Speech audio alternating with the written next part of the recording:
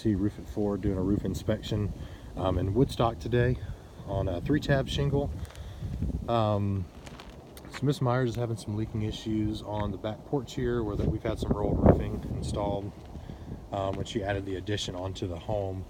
So this Myers, I'm just going to start with the porch and go through a few things. First, they've got this valley metal flashing here that is not the proper underlayment for the undulation change. So when I say that, the pitch change coming off the roof onto the porch, you should really have ice and water shield, which is a form of rolled roofing underneath there.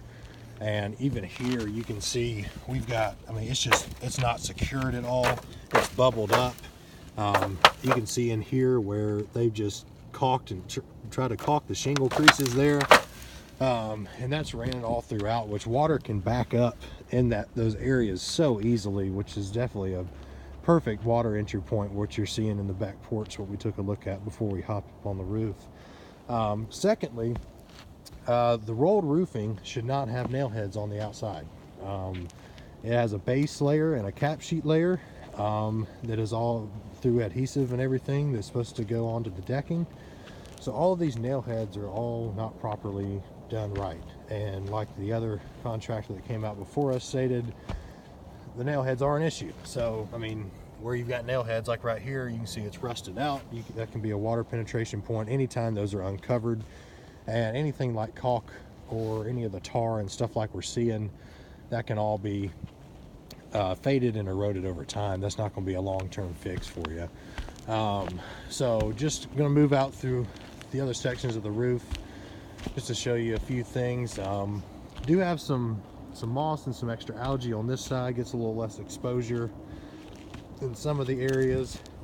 I am seeing a little bit of wind damage, or what appears to be wind damage on the front slopes, which is where your wind's going to be coming through. So you can see right here, if I can get a good shot on the shingle, where you've got some tearing across the top on this, and that's just kind of where the wind goes through. I'll show you some better ones on the other side. There's another one right here where they're a little more clearly creased by wind on there. So let me move across over here real fast. All right, here's one here. So just so you can get a clear look at what I'm talking about, this is a shingle that has been lifted. So basically the wind is coming up underneath the shingle. I don't want to lift it too high, but causing it to crease and tear across the top. So we've got a couple on the center slope, and we've got, I believe, 2 or 3 on the left on the front. And we had about 8 on that side. I'm not super convinced that it's all legitimate wind damage, unfortunately. Some of it does look, you know, there is some dirt and debris underneath some. I'll see if I can take a look real quick.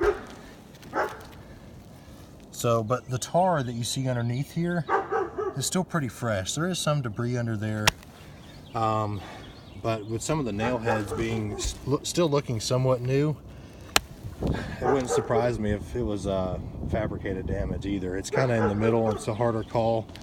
It's not a hard line crease like a lot of fabricated damage looks like, but there is some storm related damages, and it does appear to be, you know, primarily caused by wind.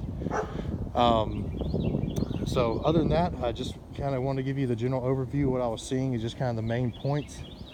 And I just want to thank you for your time. Once again, this is Ryan with ARAC Roof It Forward.